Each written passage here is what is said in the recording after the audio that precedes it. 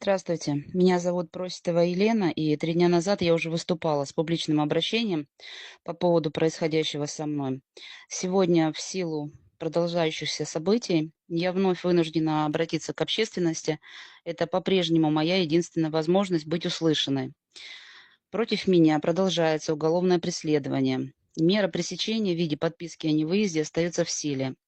Официально заявляю в очередной раз, я не признаю вину и категорически не согласна с предъявленными мне обвинениями.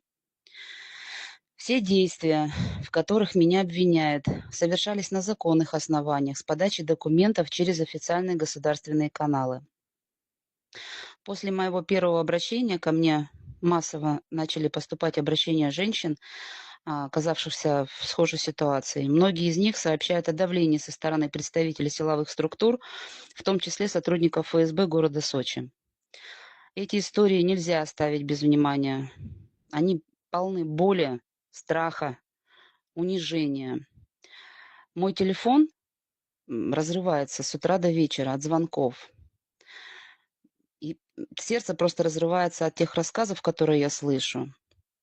Я хочу напомнить, что именно после войны на плечи наших женщин выпало время тяжелых испытаний. И наши мужья и братья ничего не боялись, и мы ничего не боимся. Я не могу оставаться в стороне и быть просто участником данных событий. Я просто не имею на это морального права. Я как женщина, как мать, как человек. Сегодня я чувствую ответственность за то, чтобы эти голоса женщин были услышаны.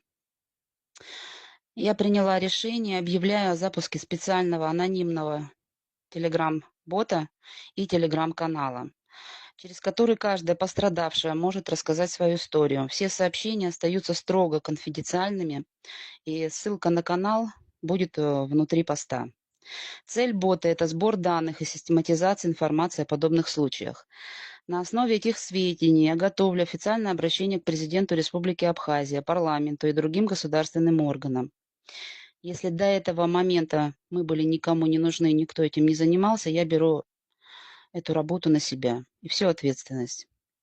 Для того, чтобы мы могли действовать адресно и видеть масштаб проблемы, пожалуйста, указывайте, если вы готовы, контактные данные. Это поможет нам организовать защиту, добиваться справедливости для каждой из вас. Вы должны знать, что ваши права были нарушены. История с задержанием мамы с малолетним ребенком.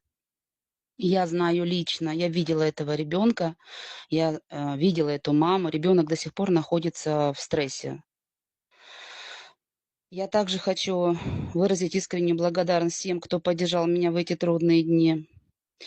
Ваша помощь и слова поддержки, и действия, которые вы для меня совершаете, совершили, имеют огромное значение.